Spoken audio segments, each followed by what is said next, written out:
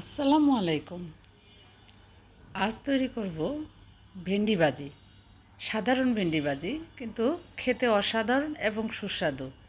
ভেন্ডির রং থাকবে সবুজ এবং ভেন্ডির যে আঠালো ভাব সেটা থাকবে না। আমি ভেন্ডি কেটে নিয়েছি, তার সাথে নিয়েছি রসুন, শুকনো মরিচ।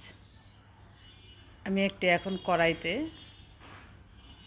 সরিষার তেল দিয়ে দিব, তার মধ্যে 1 চা চামচ কালো জিরা দিব এবং 3-4টি শুকনো মরিচ দিয়ে ভালো করে ভেজে নিব। তারপর রসুন কুচি দিয়ে দিব। রসুন কুচি ভাজা হলে পেঁয়াজ, কাঁচামরিচ এবং কাটা ভেন্ডিগুলো দিয়ে দিব। এবার নেড়ে চেড়ে একটু ঢাকনা দিয়ে ঢেকে দিব 2 মিনিটের জন্য।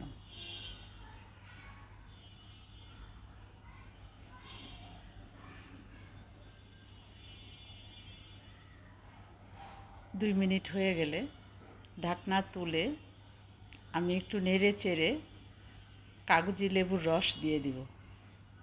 এই রসটা দিলে ভেন্ডি ভাজি সবুজ থাকবে এবং আঠালো ভাবটা থাকবে না। এভাবেই যদি ঝটপট ভেন্ডি ভাজিটি করে নেন এবং গরম গরম ভাতের সাথে সার্ভ করবেন, তখন দেখবেন আর কিছু লাগবে না, এই ভেন্ডি ভাজি দিয়েই খেতে পারবেন।